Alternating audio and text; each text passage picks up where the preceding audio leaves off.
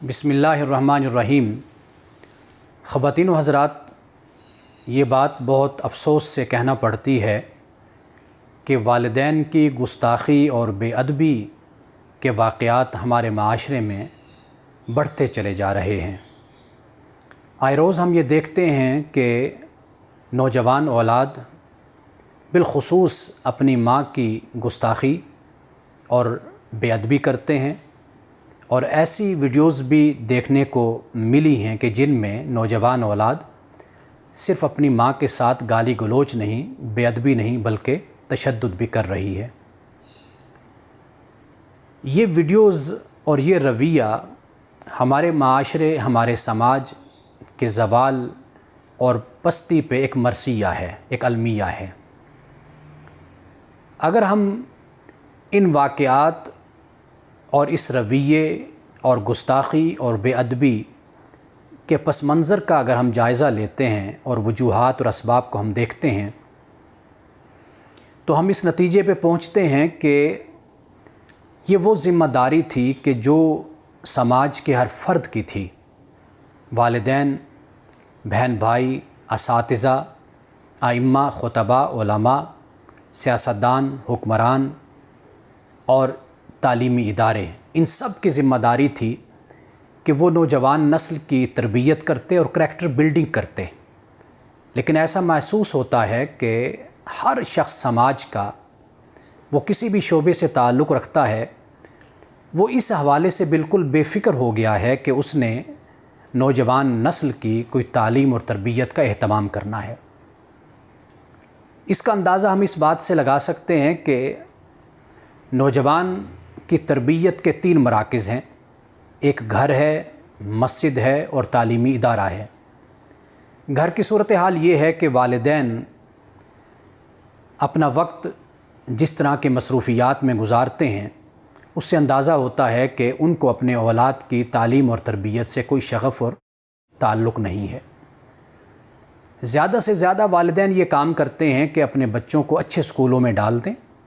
اور اچھے اسکول بھی وہ کہلاتے ہیں کہ جہاں پر فیسیں زیادہ دی جاتی ہیں، جہاں پر سہولتیں زیادہ ہوتی ہیں۔ لیکن گھر کا وہ ماحول کہ جو اخلاقی اقدار کے مطابق ہو، مذہبی اقدار کے مطابق ہو، بحیثیت مسلمان جو اللہ کی طرف سے ہم پر ذمہ داریاں ہیں، جو فرائض ہیں، ہم ان کو اچھے طریقے سے ادا کریں اور اپنی اولاد کو بھی ان ذمہ داریوں کو ادا کرنے کی تلقین کریں، اور اس کے ساتھ ساتھ اپنی اولاد کو اقدار اور ویلیوز کی بھی تعلیم دیں، سکھائیں، بلکہ خود عمل کر کے دکھائیں۔ دوسرا مرکز جس کو ہم مسجد کہتے ہیں، بدقسمتی یہ ہے کہ اکثر مساجد کے موضوعات جمعہ کے دن جو گفتگو کے ہوتے ہیں وہ خاص فرقہ وارانہ اور مسلکی اور خاص عقائد پر مشتمل ہوتے ہیں۔ اس میں کہیں پر بھی اخلاقی تربیت، آداب، اخلاقیات، کردار سازی یہ موضوع نہیں ہوتے۔ تیسرا مرکز جس کو ہم تعلیمی ادارہ، اسکول، کالج کہتے ہیں، ہونا تو یہ چاہیے تھا کہ ابتدائی جو 3-4 سال ہیں وہ صرف اور صرف کریکٹر بلڈنگ کے لیے خاص ہوتے، بچوں کی تخلیقی صلاحیت کو پروان چڑھانے کے لیے خاص ہوتے۔ اس میں بچوں کو ایٹیکیٹس اور مینرز سکھائے جاتے صرف 3-4 سال میں۔ لیکن ہمارے ہاں ہوتا یہ ہے کہ ہم اول روز سے بچوں کو طوطا بنا دیتے ہیں، یعنی کہ وہ رٹے لگائیں، وہ یاد کریں، ان کو کتابیں تھما دیتے، لیکن جو استاد اپنی گفتگو سے، اپنے کریکٹر سے، اپنی ڈیلنگ سے، اپنے رویے سے، بیہیویئر سے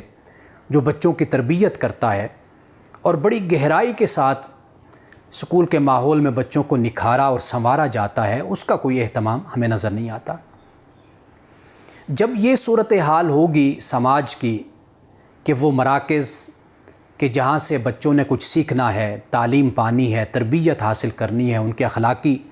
تربیت ہونی ہے، اگر وہاں پر ہی تربیت نہیں دی جائے گی تو پھر ایسے واقعات تو سننے کو ملیں گے۔ اب آپ یہ دیکھیے کہ اسلام کا جب ہم مطالعہ کرتے ہیں، قرآن مجید کو جب ہم دیکھتے ہیں، اسلام نے ہمیں یہ بتایا ہے کہ آپ ایک اخلاقی وجود رکھتے ہیں، آپ پہ اللہ سبحانہ و تعالیٰ کی ذمہ داریاں ہیں، اس لیے کہ وہ آپ کا خالق ہے، وہ آپ کا مالک ہے، اس کے بے شمار احسانات ہیں انسان کی ذات پر، اس کائنات پر، اور پھر انسان کے والدین ہیں، پھر انسان کے اساتذہ ہیں، ان سب کی تعلیم دی گئی ہے۔ لیکن قرآن مجید ہمارے گھروں میں پڑھا جائے، ہمیں بتایا جائے، سکھایا جائے، ہم اس کا ترجمہ پڑھیں، ہمارے اساتذہ، ہمارے والدین ہمیں بتائیں تو اولاد کی کوئی تربیت کا اہتمام ہو۔ قرآن مجید کو جب ہم پڑھتے ہیں، آپ دیکھیے کہ قرآن مجید نے مختلف مقامات پر والدین کے ساتھ احسان کی تلقین کی اور خاص طور پر ماں کا ذکر کیا ہے۔ ایک مقام پہ اللہ پاک نے فرمایا کہ حملتہ امہ وہن علی وہن، کہ کمزوری پر کمزوری ماں برداشت کرتی ہے۔ حملتہ امہ کرہا ووضعتہ کرہا، کہ تکلیف سے اٹھائے رکھتی ہے اور تکلیف سے تمہیں جنتی ہے، پیدا کرتی ہے انسان کو۔ اور یہی انسان اور یہی اولاد سب سے زیادہ تکلیف اپنی ماں کو دیتا ہے، ماں کو ستاتا ہے۔ رسول اللہ صلی اللہ علیہ وسلم نے اس لیے فرمایا ہے کہ الجنت تحت اقدام الامہات، جنت ماؤں کے قدموں تلے ہے۔ یعنی اس سے دو باتیں سمجھ آتی ہے۔ ایک تو یہ ہے کہ اولاد کو بتایا گیا کہ جنت ماؤں کے قدموں تلے ہے، یعنی تم ماؤں کی خدمت کرو، ان کی عزت کرو، ان کا احترام کرو، تو تمہیں اللہ تعالیٰ جنت دے گا۔ اور دوسرا سبق ماں کے لیے بھی ہے کہ اولاد کو جنت کا حقدار بناؤ اپنی تربیت سے، اپنی تعلیم سے۔ وہ نوجوان اولاد کے جو شادی شدہ ہے اور پھر اس کے باوجود اور اولاد بھی رکھتی ہے، پھر اپنے والدین کی گستاخی کرتی ہے، خاص طور پر ماں کی گستاخی کرتی ہے، تو وہ اپنی اولاد کی کیسے تربیت کر رہا ہے؟ وہ بیٹا کیسی تربیت اپنی اولاد کی کر رہا ہے کہ وہ اپنی اولاد کو کیا دکھا رہا ہے عملی نمونہ، کہ وہ اپنی ماں کے ساتھ بدتمیزی اور بدسلوکی سے پیش آتا ہے۔ اس کا کل نتیجہ یہی ہوگا کہ جو کچھ اولاد دیکھے گی وہی کچھ اپنے باپ کے ساتھ، اپنی ماں کے ساتھ کرے گی۔ اور یہی میسج نوجوان ماؤں کے لیے بھی ہے کہ جو آج بالکل غافل ہیں اپنے بچوں کی تربیت سے، نہ ان کے سونے کا ٹائم، نہ ان کے جاگنے کا ٹائم، نہ ان کے کھانے کا ٹائم، نہ ان کے پکانے کا ٹائم۔ جب یہ انداز اپنی اولاد کی تربیت کا ہوگا تو پھر اس کا نتیجہ یہی نکلے گا کہ جب اولاد جوان ہوگی اور ماں بوڑھی ہوگی تو پھر ماں کے ساتھ یہ اولاد ایسا ہی سلوک کرے گی۔ تو اس لیے آج کی ماؤں کو اور آج کے باپوں کو جو جوان ہیں اور جن کے سروں پہ ان کے والدین کا سایہ ہے، ان کو اس بات کا خیال رکھنا چاہیے کہ وہ اپنی اولاد کو کیا عملی نمونہ دکھا رہے ہیں۔ جبکہ قرآن پاک کیا کہتا ہے؟ قرآن پاک یہ کہتا ہے کہ رب ارحمہما کما ربیانی صغیرا، یعنی کہ جوان اولاد کو چاہیے کہ اپنے والدین کے لیے دعا کرے۔ کیا دعا کرے کہ اے مولا ان پر رحم کر، اے میرے رب، کہ جس طرح انہوں نے میں جب چھوٹا تھا تو انہوں نے میری پرورش کی تھی۔ اور اللہ پاک نے یہ بھی کہا کہ فلا تقل لہما اف ولا تنہرہما وقل لہما قولا کریما، کہ اپنے والدین کو کبھی اف نہ کہو اور کبھی ان کو جھڑکو نہیں۔ یعنی اف سے مراد یہ ہے کہ تمہارے رویے میں، تمہارے سلوک میں، تمہارے انداز گفتگو میں، تمہارے دیکھنے میں، بولنے میں کہیں پر بھی کوئی ایسا انداز نہیں ہونا چاہیے، اور کبھی تمہاری زبان سے کبھی ایسی بات نہیں نکلنی چاہیے کہ جس میں جھڑک ہو، جس میں ڈانٹ ہو، ڈبٹ ہو۔ یہ ان کی شان، ان کی عظمت کے خلاف ہے۔ اور یہ بھی فرما دیا اس سے آگے جا کر کہ فرمایا کہ اپنے والدین کے ساتھ عزت سے بات کرو، ان کی عزت کا خیال کرو۔ واخفض لہما جناح الذل من الرحمہ، اور رحمت کے جو بازو ہیں، عاجزی کے جو بازو ہیں، وہ ان کے لیے بچھائے رکھو، یعنی ان کو ویلکم کہو۔ قرآن مجید تو یہ بیان کرتا ہے۔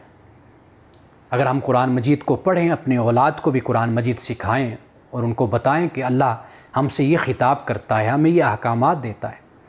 آپ اہمیت کا اندازہ لگائیے کہ اللہ سبحانہ و تعالیٰ نے سب سے پہلے اپنی عبادت کا ذکر کیا ہے اور اس کے بعد پھر والدین کے ساتھ احسان اور نیکی کا ذکر کیا ہے، اور خاص طور پر ماں کی تکلیفوں کا ضرور ذکر کیا۔ رسول اللہ صلی اللہ علیہ وسلم کی یہ سیرت ہے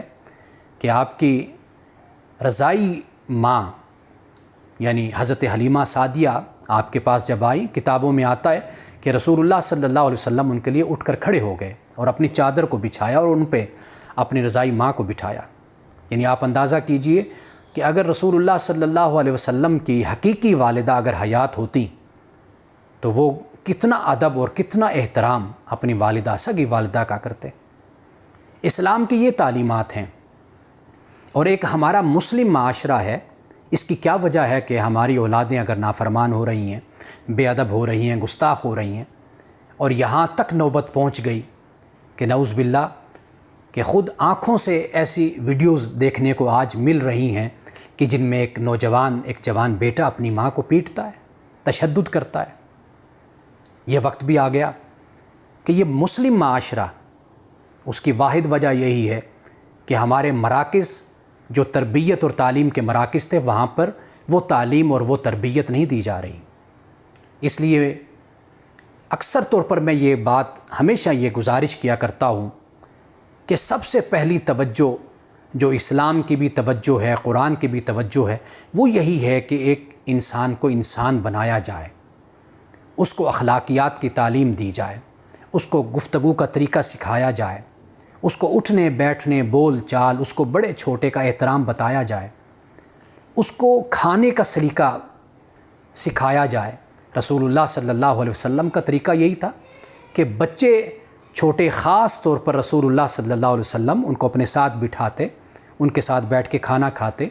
اور ان کو طریقہ سکھاتے کہ پہلے آپ نے بسم اللہ پڑھنی ہے، اور پھر جس برتن میں کھانا کھاتے تو بتاتے کہ اپنی طرف سے کھانا کھاتے ہیں، پورے برتن میں ہاتھ کو نہیں گھماتے۔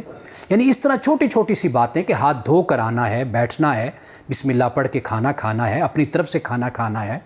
منہ سے آوازیں نہیں نکالنی، یہ سب کچھ رسول اللہ صلی اللہ علیہ وسلم نے تربیت فرمائی۔ تو ہمیں یہ سمجھ آتی ہے کہ آج اگر کسی اولاد کو آپ دیکھتے ہیں، کسی بچے کو گستاخ دیکھتے ہیں، تو آپ اسی سے عبرت حاصل کیجئے اور اپنی اولاد کی تربیت اس نہج پر اور اس طریقے پر کیجئے جو طریقہ ہمیں قرآن بتاتا ہے، جو طریقہ ہمیں رسول اللہ صلی اللہ علیہ وسلم کی سیرت سے پتہ چلتا ہے، اور اپنے ان 3 مراکز کو زندہ کیجئے، ان کا احیاء کیجئے، اپنے گھر کا،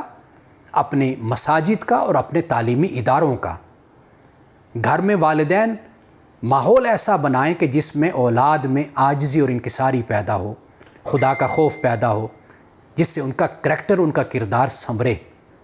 اور مساجد میں خطبہ جن موضوعات کا انتخاب کریں ان کا تعلق اخلاق اور کردار سے ہو، اور تعلیمی ادارے بھی ایسا سیلیبس بنائیں، ایسا نصاب بنائیں کہ جس میں پہلے 3-4 سال 5 سال صرف اور صرف